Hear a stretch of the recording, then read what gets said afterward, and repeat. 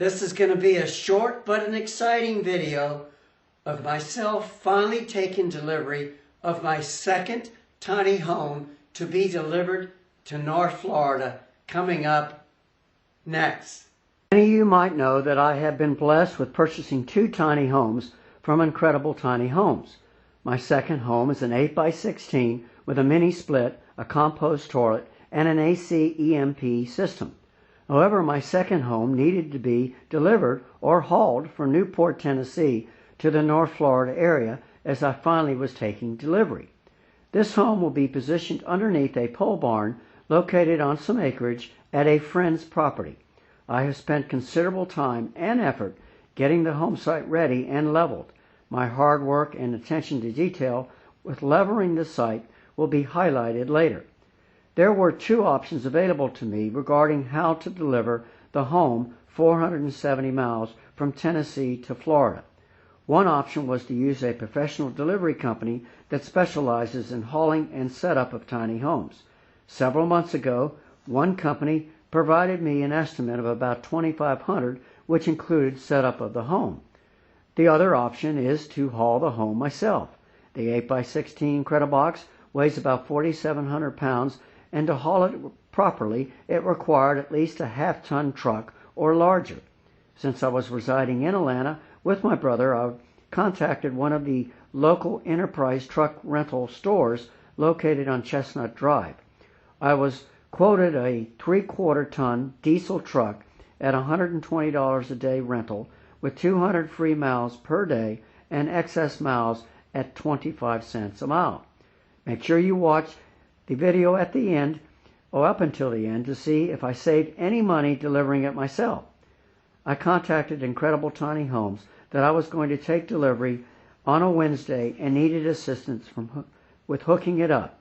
However, I decided to rent the truck on a Monday afternoon and drive up in advance from Atlanta to Newport to continue painting the interior of my 8x20 home in the Grove.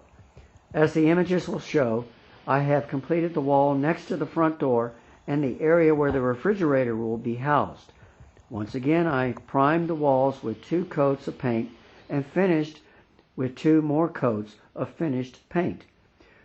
When Wednesday arrived, I was excited and quite anxious at the same time, as I never hauled a tiny home with a long Ford diesel truck before, south and through Atlanta on my way to North Florida. As you will now view the images, this is my 8x16 home, which has a mini split as it will be needed on those hot and humid days in Florida. It was my understanding that at the highest point of the home, it was going to be about 10 feet high, and this is going to be critical as we place the home underneath the pole barn. I would like to thank Brian and Tex and Incredible Tiny Homes in hooking it up and providing me the required paperwork. Here's my not-so-tiny truck with my 8x16 tiny home going to Florida. Before I drove off their lot, I needed to secure insurance on my tiny home. I want to acknowledge one of my future homeowners who lives across the street from my home on my property at the Grove. Thanks to Chris of Mulberry Tree Way, she suggested that I call Deanna Arnold of Strategic Insurance Agency in Colorado Springs. I called her and she was able to assist me. I'll provide her contact information under the notes section of this video.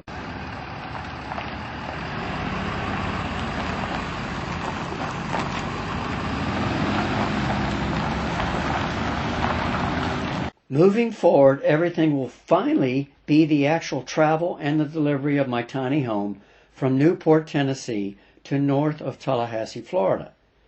I took the trip in 2 stages, one from Knoxville, Tennessee to Atlanta, Georgia, and the second stage from Atlanta to North Florida. I went slow and stayed in the right-hand lane.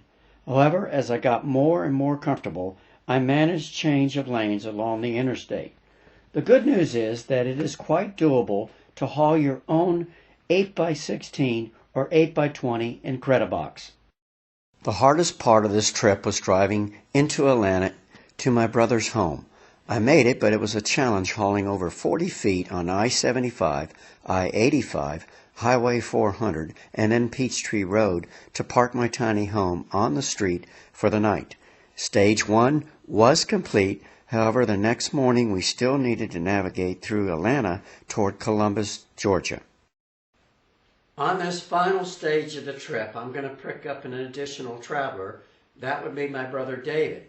If you've been watching my videos, David has been very helpful to me, as well as I've been very helpful to him. It's been a win-win situation, and that's what brothers do. But he's going to be able to drive a little bit as we go from Atlanta to North Florida. And of course, our intentions are to get the home placed on the lot underneath the pole barn and get it level. Coming up next. As David and I traveled south on Interstate 85 through Columbus, Georgia, and then down Highway 27 toward Tallahassee, Florida, we stopped off at Bainbridge at the Home Depot to get concrete blocks and other items to assist us with the foundation of my tiny home.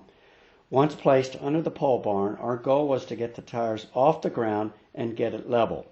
I hired a gentleman named Lamont who assisted us with the process. Speaking of getting it level, I told you how much time and energy I had prepared the home site for the tiny home. Well, after getting the home underneath the pole barn and before we made any adjustments, I took a level, and to my delight, the home was already spot on both length and width ways. Therefore, off to a great start. As I wrap up what was supposed to be a short video, I want to thank you first of all for watching my video. Please hit the like button if you liked it, and I'm always open to any comments. If you haven't subscribed and you want to consider subscribing, please do so, as I'm going to have 2 tiny homes, and I'm going to be traveling back and forth between eastern Tennessee and North Florida, and you can join me along the way.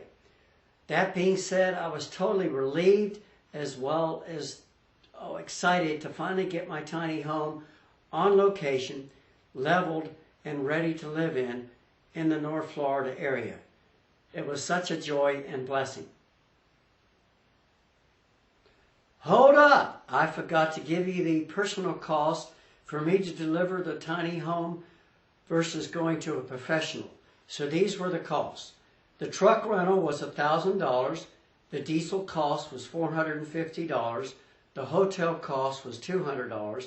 The foundation cost was $200.